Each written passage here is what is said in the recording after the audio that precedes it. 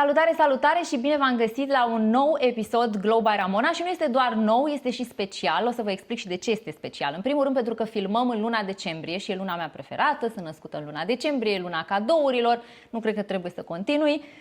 Și al doilea motiv este pentru că am o invitată astăzi deosebită. Și asta nu doar pentru că este un profesionist în domeniul medical, ci și pentru că atunci când o vizitez cu băiețelul meu, mă duce mai aproape de casă, mai aproape de România.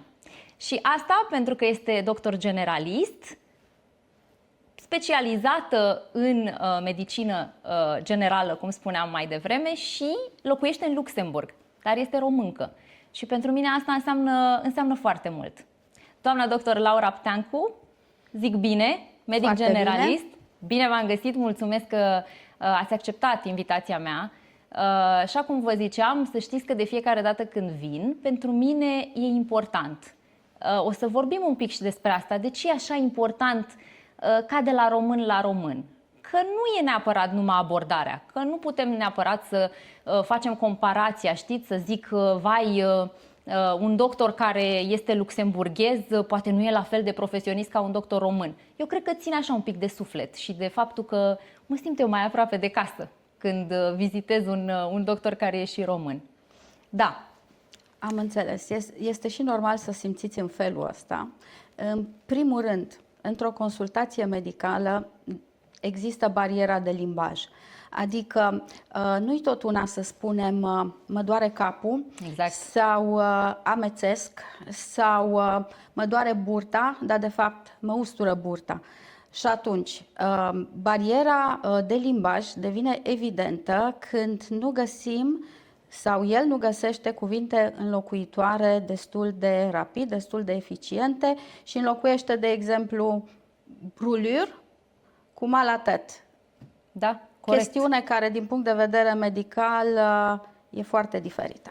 Să știți că așa este. Haideți să începem așa, pentru cine ne urmărește, un pic cu parcursul dumneavoastră. Cum ați ajuns aici în Luxemburg? Cum ați ajuns să profesați în Luxemburg? Puteți să ne duceți și un pic mai în trecut. Cum ați început toată cariera medicală? Bun, în Luxemburg deja am venit de 9 ani de zile și am venit pentru că am simțit nevoia de schimbare. Momentul devenise oportun pentru că fiica mea terminase liceul și luase la facultate în Olanda și oarecum după ce a plecat ea nu prea m-am mai regăsit. Adică am simțit nevoia să fac și o schimbare de felul celei pe care o făcuse ea. Și să fiți poate și aproape de ea, pentru că să știți că Olanda e, nu știu exact în ce oraș din Olanda, dar Olanda e aproape de Luxemburg, așa, un pic de driving. N-a fost foarte aproape, Groningen nu e destul de departe, dar Luxemburgul a fost cel mai aproape de ea, să spunem. Dacă comparăm cu un alt job la care am aplicat în sudul Franței, nici nu se putea pune problema să ajung în 3-4 ore cum ajungeam. Așa că asta a contat foarte, foarte mult. Okay. Acum, eu ca structură, niciodată n-am fost o ființă conservatoare. Nu. Totdeauna mi-am dorit mai mult, mai bine, mai diferit. Și până la urmă mi-amintesc că vorba ei, eu mi imaginam că ea nu va face facultate în afara țării, va rămâne în București și toată lumea va fi mulțumită, dar ea la 18 ani mi-a zis un lucru foarte interesant pe care l-am ținut și eu minte după aceea. A zis: mama, e prea complicat să locuiești într-un punct de pe planeta asta. Ca să-ți dai seama cum e planeta, trebuie să călătorești și să ai experiențe. Pentru că în final, ce suntem noi fiecare? Suntem suma experiențelor anterioare.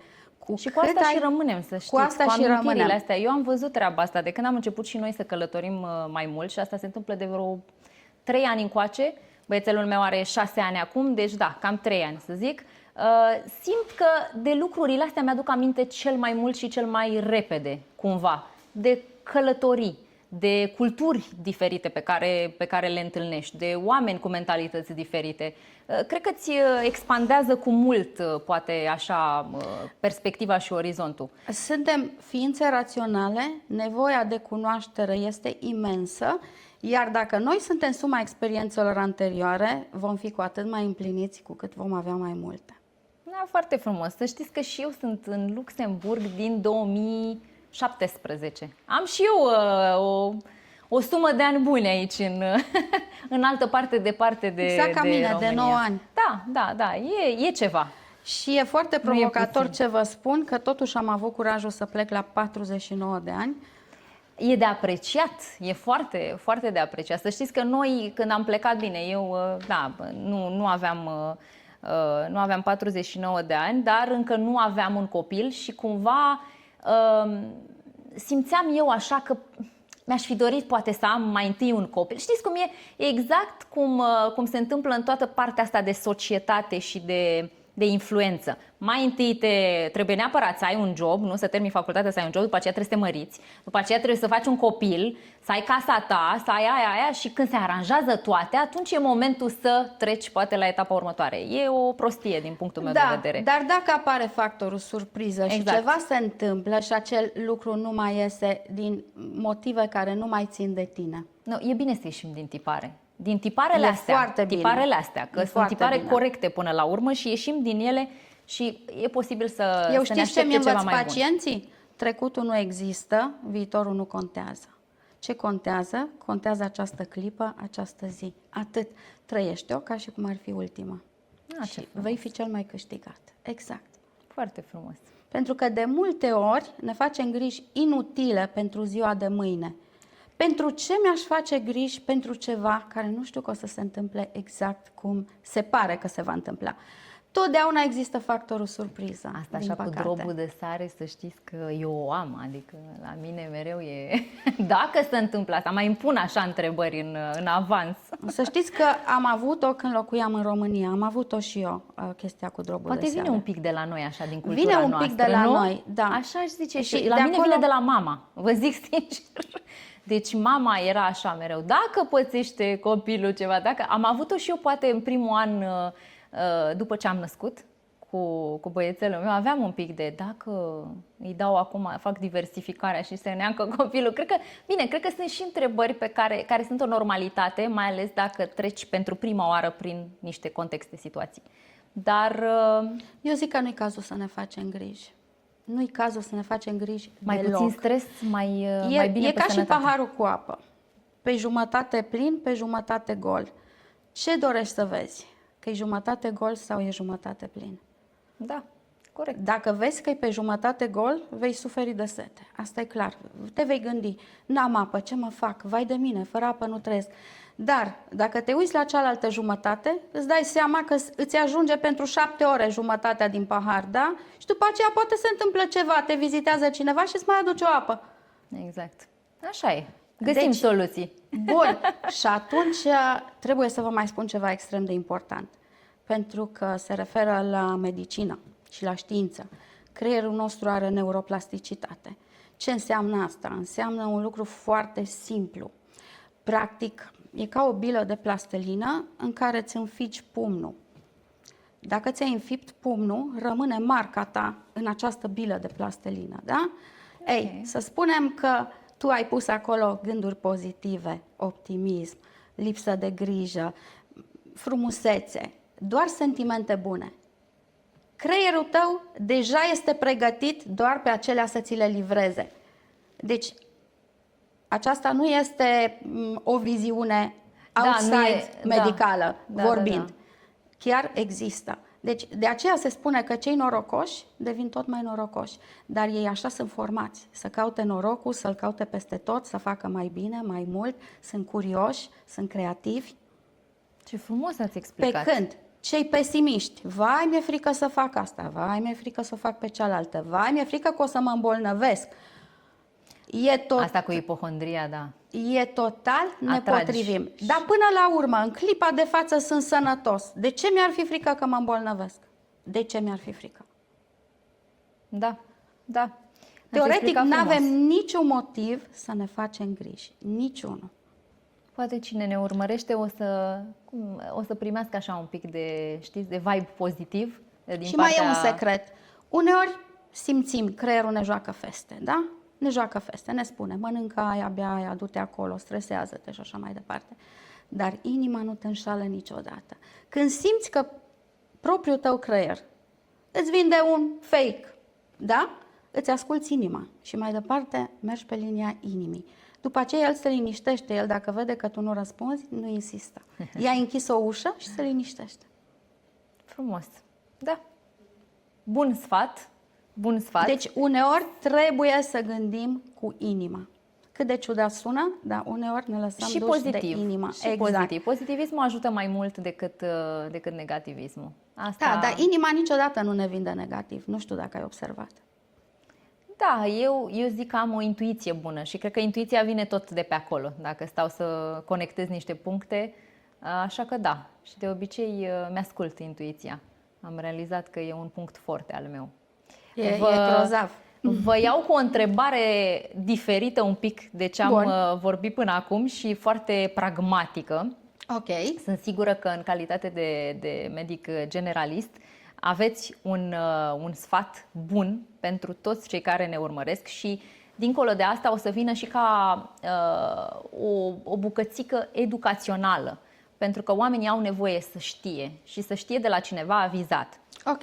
Care considerați că sunt cele mai importante analize preventive pe care orice adult ar trebui să le facă anual, să zicem? Bun. Păi, în primul rând, trebuie să se prezinte la medici, pentru că am cazuri care vin și la prima întrebare, când ați vizitat ultima oară un medic? 3 ani? 4 ani? Ok. Deja devine mai dificil, pentru că în 3-4 ani se pot întâmpla multe. Eu recomand analize generale de sânge, chiar dacă pacienții mei sunt tineri, între 30 și 40 de ani, Okay. și sunt în domeniul financiar, de investing, de fonduri și așa mai departe, datorită faptului că sunt supuși la un stres ocupațional imens, nu-i lasă și le facă la 2-3 ani. Un an, doi maximum. Un an, doi maximum. Le spun, trebuie să vă întoarceți într-un an, maximum 2. Ei sunt obișnuiți să se ducă la 3-4 ani. Și se poate schimba cu foarte mult, nu-i așa? Să aflăm din timp dacă ceva nu e în regulă sau dacă avem o carență sau dacă avem o tendință către, nu știu, să dezvoltăm o boală. Pentru că analizele astea, eu știu, vorbim aici despre analizele, nu știu, o hemoleucogramă completă, nu? La astea ne referim în principiu. Eu dau mult mai multe. Eu dau mult mai multe de o hemoleucogramă. Dar mă gândesc că ele ajută, nu? Să vedeți un pic mișcarea asta, ce se întâmplă. Că ați pomenit de hemoleucogramă, acolo vezi o mulțime de lucruri. Vezi infecții, deja. Vezi anemii, vezi tulburarea hemoglobinei, vezi o grămadă de lucruri, vezi trombocitele, vezi limfocitele. Deja într-o simplă hemoleucogramă ai 5-6 informații valoroase. Iată. Exact. Da. Bun, nu ne putem limita la o hemoleucogramă. Cel puțin nu dacă știți deja, dacă pacientul e la dumneavoastră, mă gândesc în sistem de ceva timp și știți că poate are niște probleme de sănătate, mă gândesc că există această verificare, nu? Acelea le verificăm mai des. Acelea le verificăm la 6 vorba luni. De dislipidemie, prediabet, obezitate. Obezitate chiar mai des, dacă vreți să aprofundăm problema cu obezitatea, o abordăm chiar mai des, pentru că după ultimele tratamente pe care le inițiem, rezultatele sunt extraordinar de bune cu genul de GLP, medicamente din clasa GLP, despre asta care ați auzit. Așa tabu. Ați auzit că Ministerul Sănătății Mondial, Organizația Mondială a Sănătății, de fapt, nu minister, a recomandat firmelor de medicamente să producă în cantități mai mari și să le reducă prețul ca să fie accesibilă la o mult mai mare parte a populației. Da. Exact. Deci, dacă e vorba de obezitate, vin o dată la o lună, 2, depinde cum le scriu recomandările. În privința acestei probleme, e miraculos acest tratament. E miraculos. În primul rând că evită apelul pacienților la chirurgie bariatrică, care nu de puține ori se lasă cu mici complicații, cu mici Să fim disfuncționalități. serioase, până la urmă chirurgia e chirurgie, tratamentul e altceva și de obicei oamenii ar trebui să aleagă un tratament înaintea unei intervenții chirurgicale, dacă evident e posibil.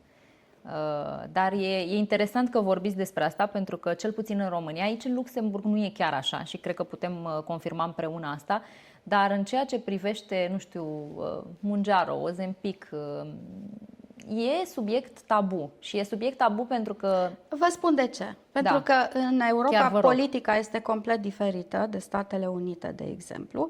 În Europa nu ai voie să faci reclamă medicamentelor. E tabu, nu ai voie să faci reclamă. Dar când pacientul îți vine în cabinet, tu nu faci o reclamă medicamentului.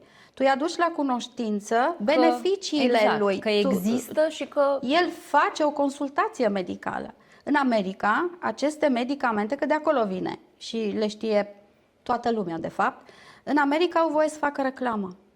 Deci în America se știe de mult, de Trulicity, de Ozempic, de toate aceste produse pe care ei le folosesc de ani de zile. Evident, după publicitate există recomandarea, trebuie să te adresezi la medicul tău, Da. dar ei vin la medicilor direct cu cerința asta. Domnul Dar doctor, am credeți că e nevoie mai de bine? Ozempic. Credeți că e mai bine așa?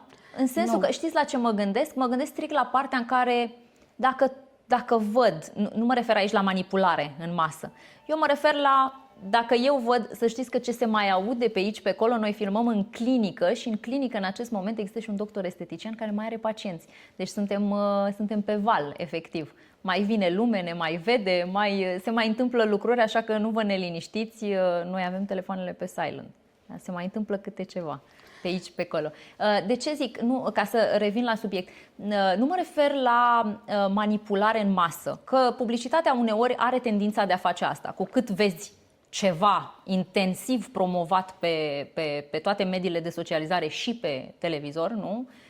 Prin prisma televiziunii, da, poate fi un soi de manipulare. Eu mă refer strict la faptul că oamenii vin deja informați, măcar pe jumătate, măcar 30%. Nu trebuie să-i luați de la zero și să le explicați și să le...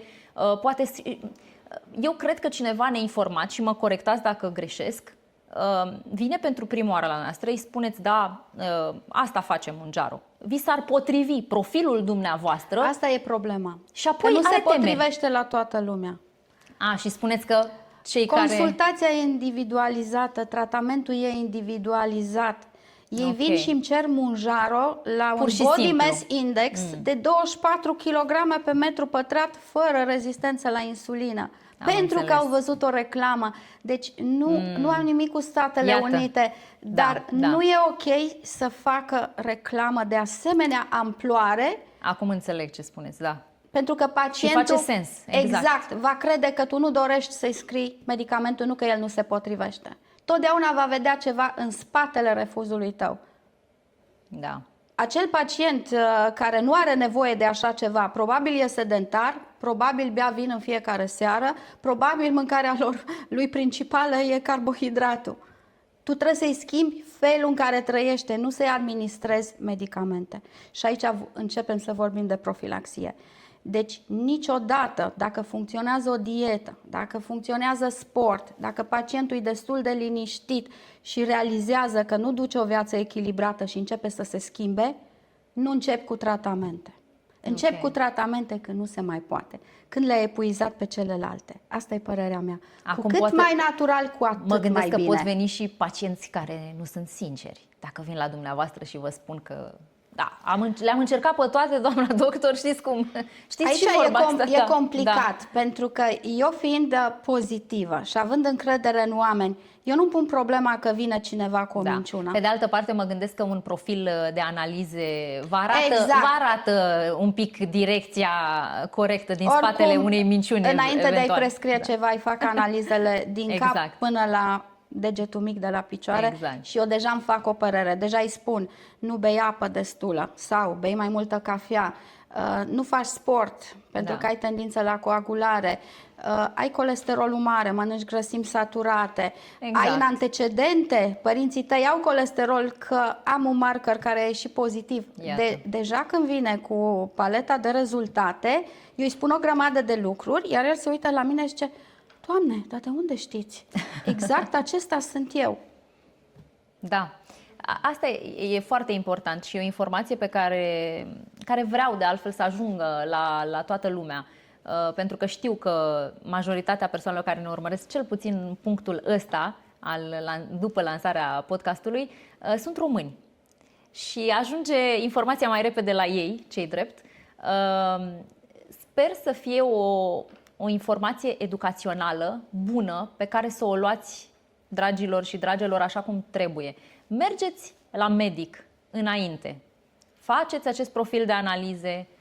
Bineînțeles, găsiți un medic. Eu chiar vorbeam în episodul trecut, am avut un doctor ginecolog invitat și povesteam cât de picky sunt. Eu sunt foarte picky în ceea ce privește alegerea unui doctor în viața mea. Nu contează că este un medic generalist, nu contează că este un medic chirurg care urmează poate să-mi facă vreo intervenție importantă. Nu are nicio importanță. Ei, pentru mine, trebuie să fie, să-mi inspire încredere, să-mi inspire stabilitate. Încrederea e cel mai important element în cabinetul medical. Cu încrederea începem. Și să mă și dacă încrederea nu există când ți se uită pacientul în ochi, dacă nu prinde puțin curaj în ce-i transmiți tu și ce-i spui că vei face, nu există. Și să fiți sinceri, să fiți mereu sinceri. Asta e foarte important. Exact. Să ne ducem sinceri, să spunem asta e problema mea, asta mă deranjează. Cu cuvintele noastre. Sunt persoane care, nu știu, poate sunt mai introvertite, poate bariera lingvistică, cel puțin aici în Luxemburg, de exemplu. Dar sinceritatea este ceva pacienții mei sunt minunați, important. sunt minunați.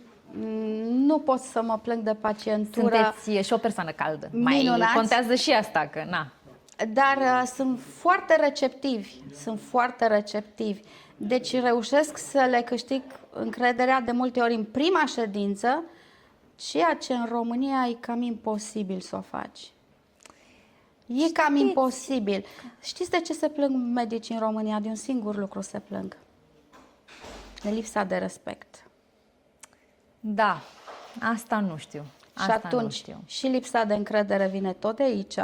Pacientul în România se duce la 10 specialiști și la tine vine a 11-a oară să-i faci curățenie în ce au constatat ceilalți 10.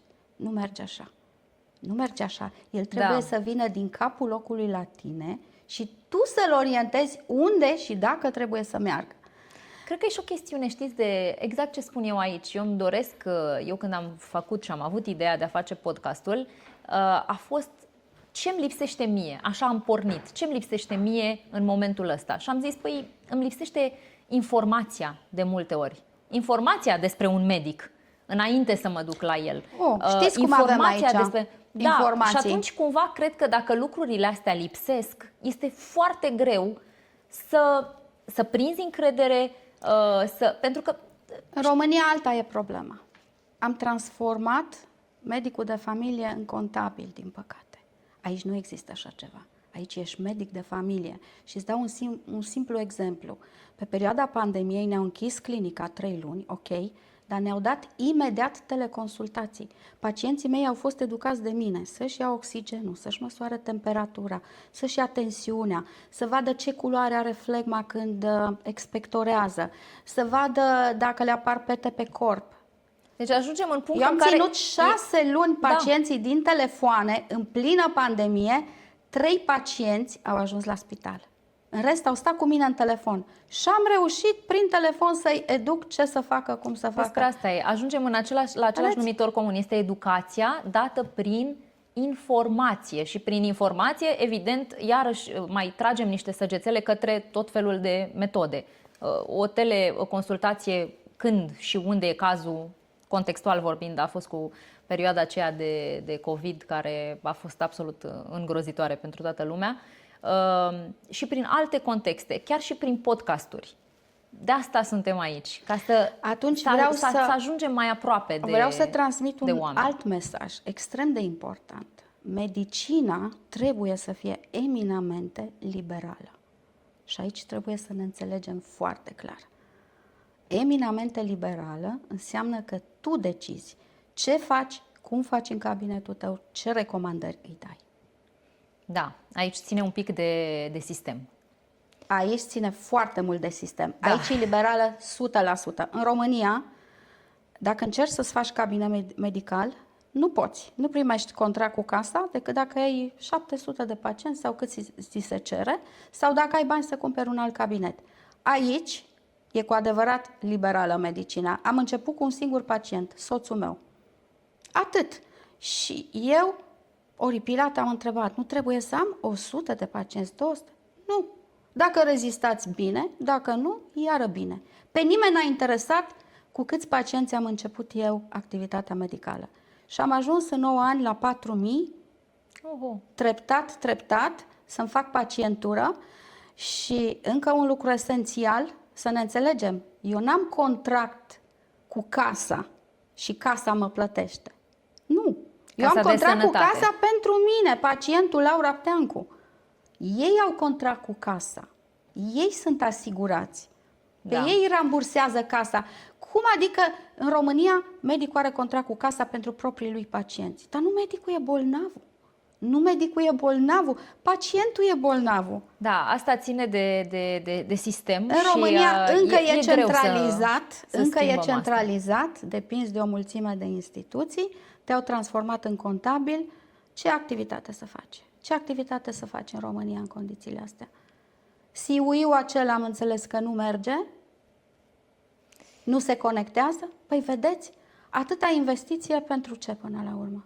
Pentru ce? Când poate da drumul la medicină așa cum este. Dacă vor avea ocazia să fie buni, măcar încearcă, să-și câștige încrederea, vor avea și pacienți. Dacă nu vor putea să facă, asta este. Trăim într-o lume liberă, te reorientezi. Ceva nu-i bine. Da.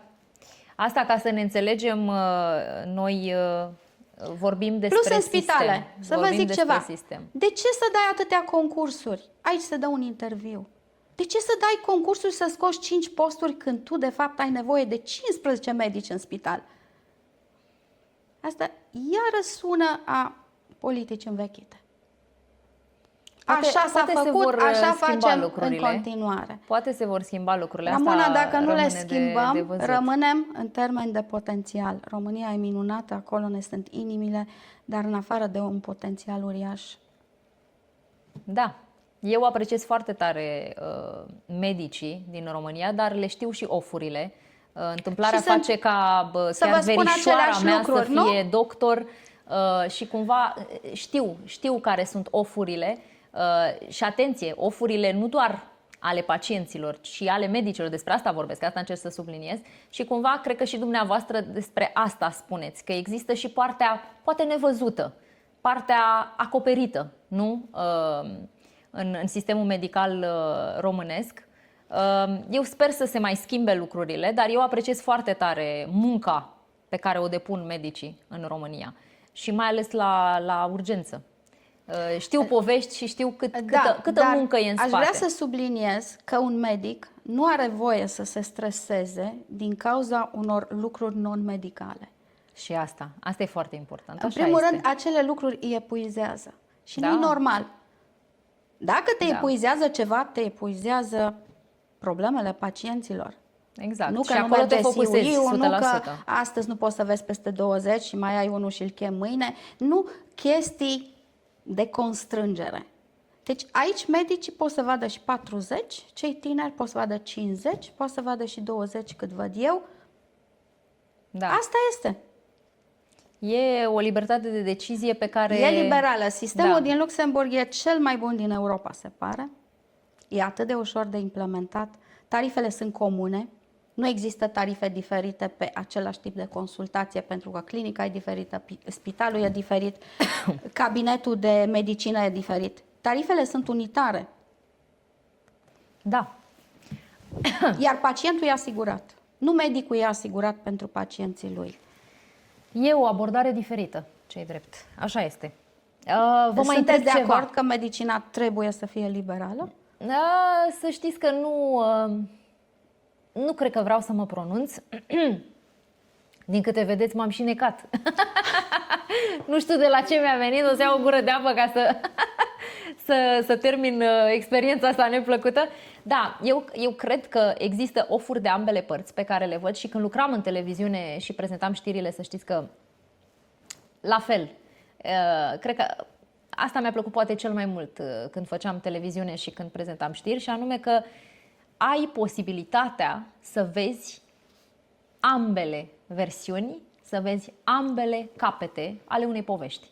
Și atunci când poate omul de rând dădea în medicii de la urgență, înțelegeam de ce, că avea ofurile lui, dar apoi vedeam și medicul, care era după, nu știu, o gardă de, nu vă exagerez, 15 ore continue, consecutive. Teoretic nu mai aveam voie mai mult de 12 ore fără pauză. Exact. Și atunci vezi ambele povești și prefer să rămân neutră în a-mi da răspunsul. Și eu sunt neutră, eu le înțeleg pe ambele. Dacă e să ne referim la sisteme, le înțeleg pe ambele. Noi, după atâta comunism, n-am avut niciodată nicio șansă să ajungem unde e Luxemburg ca sistem medical acum. Nicio șansă. Da. Vreau să vă întreb ceva, pentru că atunci greu. când... Știu. Atunci când am început să vă întreb despre acel profil de analize anual, Așa? și dumneavoastră ați început să spuneți că e foarte important să le facem pentru că putem vedea ce e în neregulă din timp și putem să prevenim poate un potențial, nu știu, de la virus până la boală, ferească Dumnezeu. Care sunt cele mai frecvente afecțiuni pe care, iată, pacienții le descoperă târziu, dar ar fi putut fi prevenite? Aveți poate situații sau cazuri? N-am mai făcut analizele, cum spuneați, de, nu știu, 2-3 ani și iată, putea preveni poate nu știu dacă prediabetul, că nu mă pricep la medicină ca dumneavoastră sau ca un profesionist, dar zic și eu, nu știu, prediabetul e cum e? Zic ca exemplu. Prediabetul se depistează imediat de la analiză, deci nu pierzi timp cu asta. Și nu prea îl putem preveni. Ce se depistează mai greu, dar vedeți, sunt într-o clinică de ginecologie și prin urmare la noi n-a fost o problemă niciodată, pentru că avem specialiști. Chiar am 3 paciente cu cancer de sân care l-au depistat întâmplător la o ecografie. Întâmplător, deci nu le durea nimic, nu se palpa mai nimic. S-a depistat la o ecografie banală, care, să ne înțelegem, nu iradiază, nu se întâmplă nimic. Da. Și care ar trebui făcută, nu? După vârsta de... Femeia ar trebui să facă în fiecare an o ecografie mamară cel puțin. Iar, având în vedere rata proastă de vaccinare pe papilomavirus, la noi în țară, din păcate, e mică rata de vaccinare pe papilomavirus. Atunci aș adăuga și un test Papa Nicolau anual. Ok, bun. Iată, deja avem două direcții. Deja avem 2 direcții. Deci, bun. Ca să vorbim de pacientele mele, toate sunt foarte bine vindecate în viață, totul e perfect, pentru că le-am depistat în fazele inițiale. Și nu știu ce s-ar fi întâmplat dacă le depistam peste 3 ani, 4 ani și așa mai departe. Deci contează foarte mult screening-ul. Da, nu cred că trebuie să așteptăm să avem simptomatologie. Din păcate, uitați, chiar și aici, screening-ul pe cancerul de sân începe după 50 de ani. E cam târziu. Să vă spun că cele 3 paciente, toate 3 erau sub 50 de ani. Deci, ele să aștepte după screening, probabil nu mai erau în viață, corect? Da. Deci, când vorbesc de screening, nu vorbesc de screening cu acela instituționalizat, care se trimite de la guvern și primești o scrisoare și trebuie să te duci să ți le faci. Sigur că după 50 de ani trebuie să ți le faci anual. Ideea e că trebuie să le faci și înainte de 50 de ani. Să nu aștepți ca cineva să te invite să le faci. Asta vreau să vă întreb. Deci, doamna doctor, dacă eu vin la dumneavoastră săptămâna viitoare și vă spun că aș face, atenție, o ecografie, dar nu mă deranjează nimic la sân, dar aș face. Totuși Și n-am făcut anul ăsta, să zicem, am să vă o întreb ecografie. dacă aveți o evidență cu ceva boală la nivelul sânului, gen mastopatia fibrochistică, care e Ok. foarte Deci frecventă. contează cumva și... Exact, contează și întrebările din timpul consultației. Dacă Ok. vă dor sânii înainte de ciclu, dacă ați simțit ceva, dacă vă supără ceva, chiar și o durere în mână care pare că vine de pe partea sânului. Deci sigur că toate aceste întrebări se pun. Dar ecografia, cum am spus, e cu ultrasunete, putem să o recomandăm chiar și fără nicio acuză. Da, și asta vreau să vă spun, că, Sigur că da. aici nu ne referim la persoane care sunt poate ușor ipohondre și vor să facă 4 ecografii mamare și 3 teste Papa Nicolau pe an, fără niciun fel de cauză reală sau o simptomatologie care să conducă către, da, aveți nevoie de asta. Vorbim strict despre ceea ce ar trebui să facă o femeie, poate după 30 de ani, nici nu știu dacă trebuie să punem neapărat o limită de vârstă pentru aceste. Eu știu că de tânăr trebuie Asta să faci că nu mai punem un limită test. de Da, vârstă. trebuie să faci un test Papa Nicolau. Eu știu și din trecut, așa, din generația mamei mele, cât de greu reușeam să o conving, de exemplu, pe mama să meargă la Un doctor control. ginecolog, la un consult de rutină. Spunea, știți cum spunea? Păi, dar nu mă doare nimic. Deci cumva contează... Asta cu nu mă doare nimic nu mai ține. Nu, mai e ține. doar o cortină care cade greu. Uite, cancerele Poate se peste știe ceva că real. nu dor și sunt descoperite de cele mai multe ori întâmplător. Asta Exact. că nu mă doare nimic nu mai ține. Exact. Deci nu trebuie să așteptăm să ne doară, mai ales în genul ăsta de controale. Pentru cancer de sân, cancer de col uterin, că sunt suficient de multe tipuri de cancere care afectează femei, cred că statistic vorbind, anual, nici nu Dar vreau să uitați, să pronunț cifre. aici, de exemplu, vaccinăm și băieții cu același produs cu care Ok. vaccinăm fetele pentru papilomavirusul de care vorbim, care dă cancere. Ideea e următoarea. Tulpinile astea de papilomavirus pot să dea și alte tipuri de cancere. Pot să dea verrucile genitale, cancer de penis, cancer de anus, plus că își protejează partenerele să le transmită așa ceva. Deci aici vaccinăm și băieții. Excelent. Și Excelent. e un program până la 21 de ani, dacă vin, e gratuit. Altfel, vaccinul costă 150 de euro unul și faci 2 la 6 luni. Deci, 300 de euro pentru România, cred că e o sumă. Este. E o sumă. Cred că și la simplul vaccin antigripal pentru adulți, nu cei care au niște probleme de sănătate și cumva sunt poate remunerați apoi de Casa de Sănătate pentru că ei sunt la risc, dar până și vaccinul antigripal costă și atunci mulți spun nu-mi permit, deci nu mă duc să-l fac. Imunitatea naturală este bună, dar dacă supraviețuiești bolii, mă înțelegeți? Da, Deci, corect. ok, te poți imuniza natural, dar cine te asigură că nu se întâmplă ceva fatal în decursul bolii?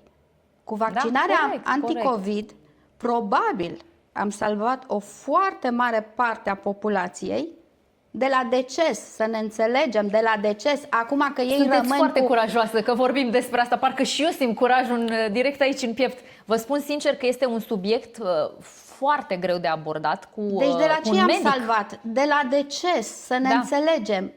Acum că îl gâdi la degetul mic de la piciorul stâng, poate să accepte, nu? Dar e viu.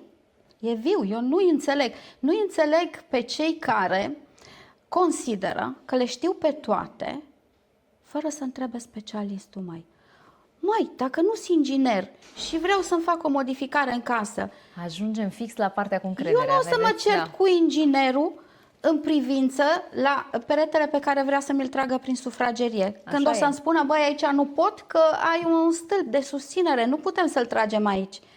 Eu sunt open-mind, îi înțeleg pe ceilalți. Încerc să receptez argumentația lor. Nu pot să înțeleg de ce s-a pierdut atâta credibilitate. Nu pot să înțeleg. Știți că acum se fac vaccinuri mRNA, ca și la COVID, care vindecă cancerele. Știți că în curând o să avem vaccin ARN mesager care vindecă un cancer. Uite aici, e mai clar că e diferența dintre viață și moarte? E mai clar ca la COVID?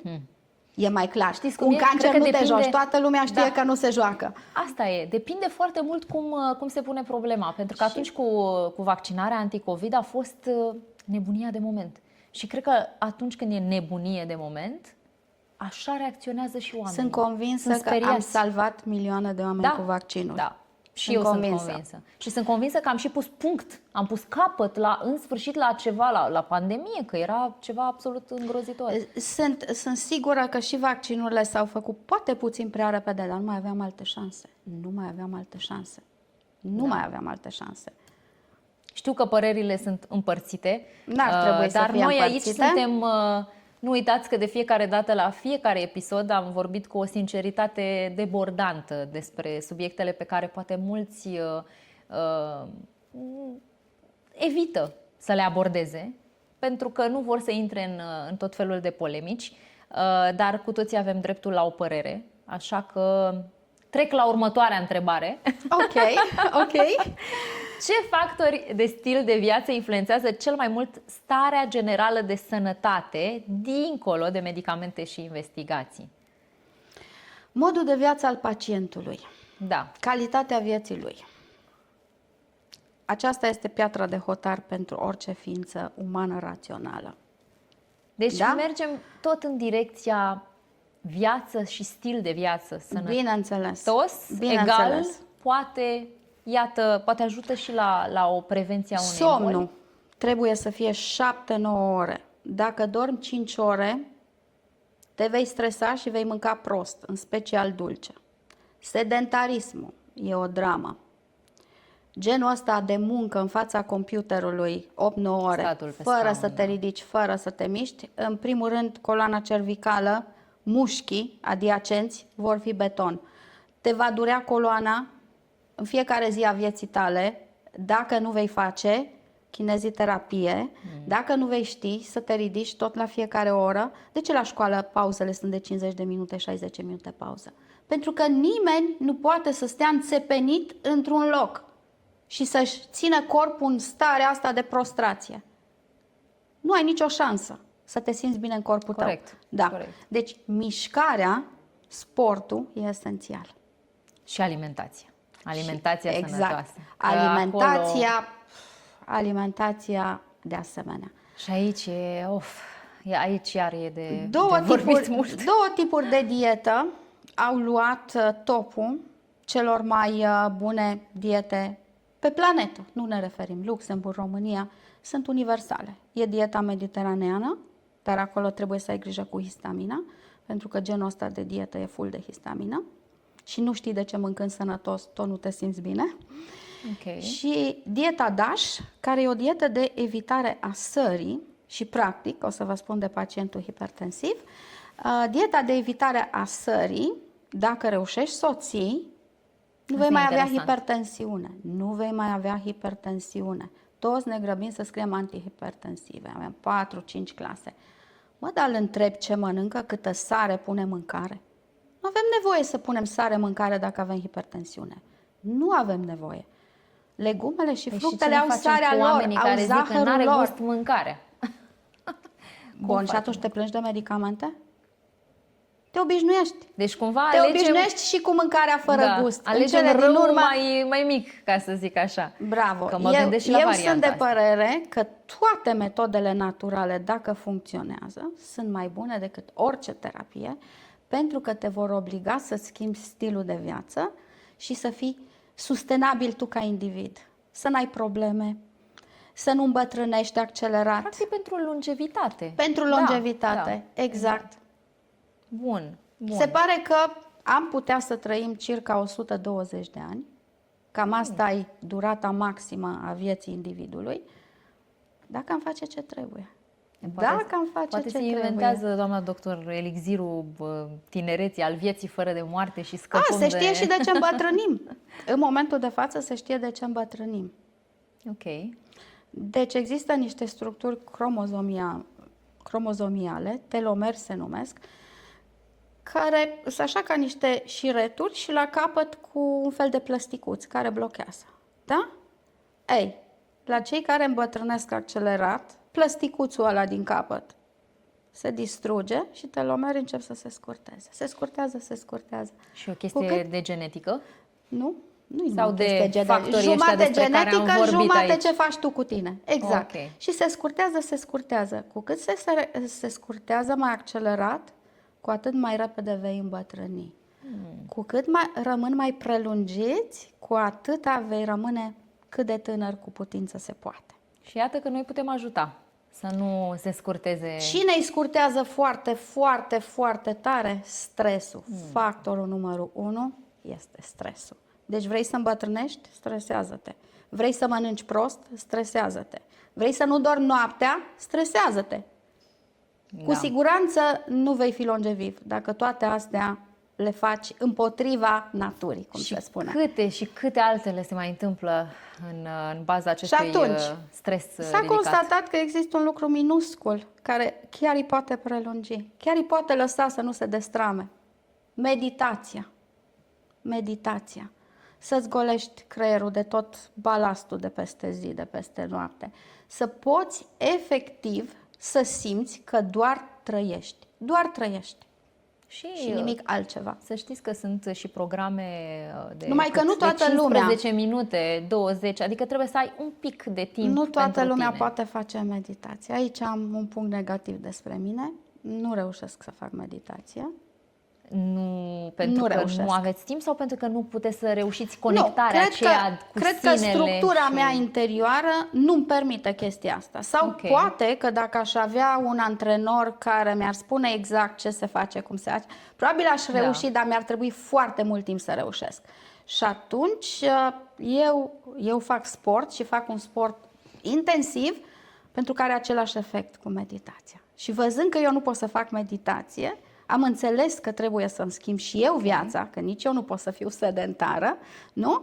Și să fac ceva care îmi clarifică creierul și nu mă mai lasă să mă gândesc la absolut nimic. Nici la agenda de mâine, nici la pacientul de ieri, nici la cel cu panarițiu de era degetul așa.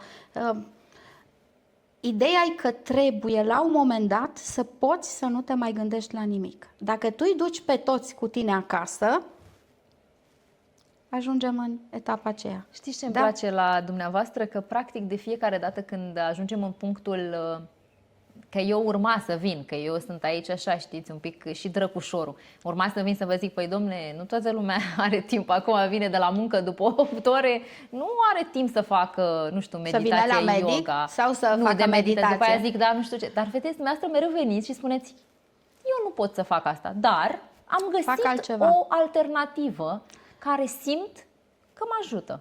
Eu zic că cei care nu pot să facă această, cum să spun, activitate sportivă, meditație, ia-o cum vrei, săptămânală, eu cred că nu-și organizează bine timpul. În primul rând, la urmă trebuie să te prioritizezi. am și o altă variantă. 30 de minute pe zi, mers intens, așa să simți că cine nu poate să facă? Toată lumea poate. Îți lași mașina la 3-4 km, nu trebuie să o duci în garajul biroului unde lucrezi și te duci intens până la serviciu sau când vii acasă. Sau nu iei liftul, urci pe scări, cobori scările, da? Există, cred, alternative. Există milioane de alternative. Ideea e că trebuie să o găsești pe cea care se potrivește la fiecare. De exemplu, eu aș fi pierdut foarte mult timp cu meditația. Foarte, foarte mult timp. Poate că și prin structura meseriei pe care o am, eu nu pot să mi-l golesc complet. Adică nu am o profesie așa de ușurică ca să pot să ajung... Să lăsați bagajul ăsta la complet ușă în cabinet. Foarte ușor. Nu pot să las complet în cabinet. Dar dacă mă duc o oră la tenis, l-am lăsat complet. L-am lăsat complet la Bambeș, rămâne acolo, până a doua zi nu mai apare nimic. Există alternative. Există alternative, exact. Iar eu sunt genul de om care încerc să fac ce spun pacientului să fac, încerc să fac și eu, ca eu la rândul meu să fiu un fel de puterea exemplului pentru el. Nu aveți o abordare dublu standard, ceea ce e foarte important. Exact. Deci și eu trebuie să mănânc fără sare, să nu mănânc dulciuri, să fac sport, să dorm cele 7-9 ore care se cer, exact cum îi cer lui să facă. Normal. Dar eu îi cer pacientului aproape în fiecare ședință. Și să știți ceva, la un moment dat se lipește. Se lipește ca la școală, îți tot spune 1 cu 1, 2, 1 cu 1, 2. Nu mai greșești, 1 cu 1 e 2, nu mai spui că e 3, dacă ți-am spus de 10 Normal. ori. Se lipește. Măcar de rușinea omului eluia și tot o faci. Și eu când pleacă îi spun, vezi că te întreb de sport data viitoare. Și el se uită la mine și zice, bine, dar îl văd că se gândește când iese din cabinet. Îl văd că se gândește la asta. Foarte frumos, îmi place, îmi place. Da. Cum gestionați cazul pacienților care vin cu anxietate sau cu informații contradictorii găsite online? Aveți genul ăsta de cazuri cu oameni care vin după ce au dat pe Google repede? Da, am genul ăsta de cazuri. Și au anxietate, Doamne, cred că am asta, cred că s-a întâmplat asta. Da, dar fac și mai mult de atâta. Da, cred că se numește anxietate medicală, nu? Nu e anxietate per se, adică ipohondrie se numește. Da, da. Ipohondrie. Practic ei doar asta caută. Doar asta caută. Și când interoghează ChatGPT, asta caută. Își pun un simptom minor, iar ChatGPT le scoate 7 pagini cu posibilități maladive de boli la acel simptom. Cum gestionați asta e greșeala. În primul rând, nu le spui să nu și-o caute, pentru că ei sunt setați să-și caute informația medicală și din alte surse. Și până la urmă... Dar îi înveți unde să-și o caute. Okay. Deci, în niciun caz, forumuri, bloguri, în niciun caz acolo. Informația medicală trebuie să vină din surse medicale. Ok, bun. Uite, ca să dau un exemplu, cea mai vestită clinică din Statele Unite, știe toată lumea de ea, e Mayo Clinic. Deci nu mă deranjează dacă ții informațiile de la Mayo Clinic. Dar nu-l întreba pe ChatGPT. Lasă-l. Nu-l întreba. Adică lasă-l el puțin. e Poți bun. să-l întrebi, dar nu el, acum. Săracul e bun de ceva, dar cred că o să dea prea multe variante. Și la pacientul cu anxietate, dacă îl lași să-l întrebe pe ChatGPT, vine mai rău. Și poate dintr-o anxietate face și o depresie și alte lucruri și după aia e și mai complicat să-l tratezi. Apropo de asta, să știți că aveam Pentru o întrebare. Pentru că asta se rostogolește ca bulgărele de zăpadă. El vine cu o anxietate mică, după aia își tot culege informații, anxietatea devine tot mai mare, până îl îngroapă bulgărele. Îl ia și pe el cu totul și se duce. Și pentru ce? Pentru am eu sentimentul că... Da, o să vă întrerup pentru că se potrivește foarte bine cu întrebarea următoare pe care o aveam. Bine, următoare. Noi avem, cred că v-am mai zis de fiecare dată pentru fiecare episod de podcast, cred că fac, știți cum e, 40 de întrebări, dar tot timpul am norocul ăsta de invitați extraordinari pe care nu am nevoie să-i împing către a-mi răspunde și iată-ne... Timp nu e, dar mai avem câteva întrebări. Deci, nu contează, spuneam, dacă nu vă deranjează să prelungim. Medicația. Aici vreau să ajung. Vine un pacient, cum spuneați noastră, cu bulgărele ăsta și vă treziți, ipotetic vorbind, că pacientul și-a administrat o medicație, bineînțeles, cea care se poate eventual da fără o prescripție medicală.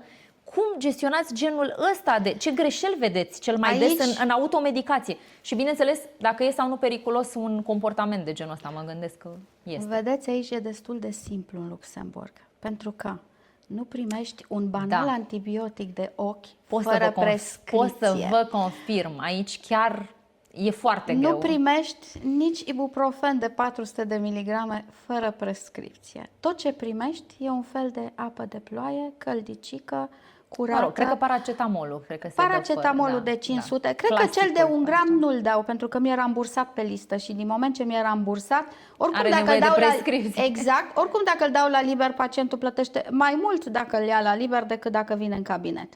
Și fiind rambursat, oricum el plătește mai puțin. Iată, deci cumva aici ne ajută sistemul trebuie să-și spună cuvântul. Nu ai voie să dai antibiotic fără rețetă, nu ai voie să dai medicamente importante fără rețetă, pentru că poți să faci rău.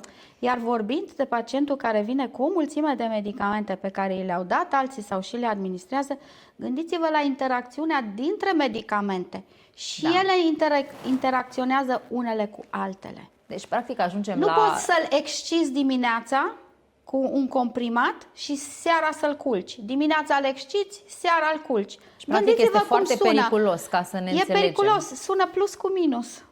Da? Ce dă plus cu minus? Suntem tot acolo, n-am făcut nimic. Da. N-am făcut absolut nimic. Deci cel care vine cu anxietate trebuie să ai metodele să-i cupezi anxietatea. Și anxietatea de obicei vine când îți imaginezi viitorul. Și zici, o să mă îmbolnăvesc, o să am aia, o să mor de tânăr. Aici vă spuneam că e esențial să-l aduci în prezent și să nu-și mai imagineze viitorul. Eu sunt mai drastică cu asta. Eu le spun în față, viitorul nu există.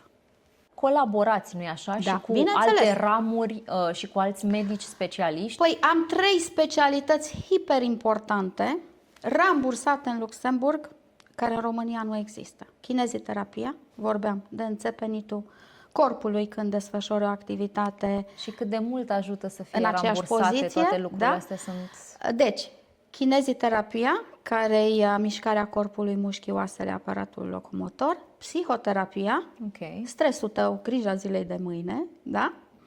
Rambursate amândouă, și ședințele de dietetică la cei care se califică în anumiți parametri. Să știți că vreau să vă mai pun 2 întrebări, dar foarte importante. Prima este ce sfaturi practice, și mai ales, cum vă ziceam, acum e luna decembrie, ce sfaturi practice le dați pacienților pentru menținerea imunității pe tot parcursul anului? Și știți că aveam și o întrebare legată de abordarea dumneavoastră pe partea asta holistică, dar deja mi-ați spus că tot timpul încercați să aduceți pacientul în punctul în care încearcă totul până la un tratament sau până la o intervenție.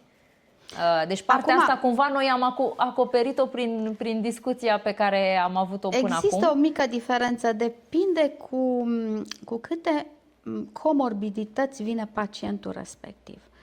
Adică, dacă e obezitate severă, hipertensiune, dislipidemie, diabet, va fi greu în 6 luni să-i tai tu medicamentele și să-l aduci la greutatea potrivită, să-i scazi diabetul, e și irreversibil. Deci cu acelea nu ne putem juca. Deci la un pacient cu atâtea boli e cam complicat să începi să-i tai din medicamente. Corect. Dar la unul tânăr, care are doar 7 kg în plus, are un prediabet, are un colesterol un pic mărit, cu 10-20%,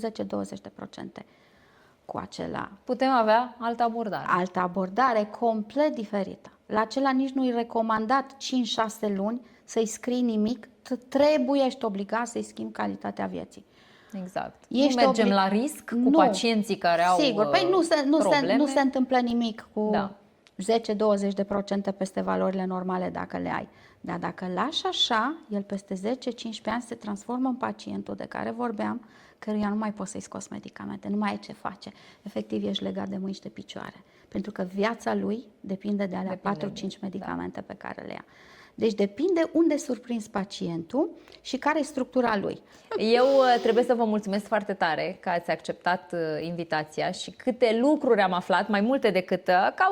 Cred că tot timpul, dincolo de întrebările principale, cele mai importante sunt răspunsurile dintre și conversația care se leagă. De după, corect? Exact. Nu răspunsul exact la întrebare. Ce e între devine și mai prețios. Și vă mulțumesc pentru asta. Eu îți mulțumesc pentru invitație. Și cu mare drag sper să reluăm invitația și să poate continuăm pe un subiect, cine știe, puțin mai... tot așa, pe subiecte tabu, că sunt multe de discutat. Sunt multe. Ne-ar trebui nu știu câte ore ca să abordăm fiecare subiect. Eu am să închei cu o ultimă idee. Sigur, vă rog. Dacă efortul fizic sau sportul ar fi un medicament, ar fi cel mai prescris de pe planetă. Ce frumos! Mulțumesc încă o Iată dată. ce simplu este, de fapt. Vă mulțumesc tare mult, vă mulțumesc și vouă și rămâneți alături, pentru că după acest episod vor mai urma și alte episoade, tot așa sincere, frumoase, multă informație. Bun, vă pup, mulțumesc!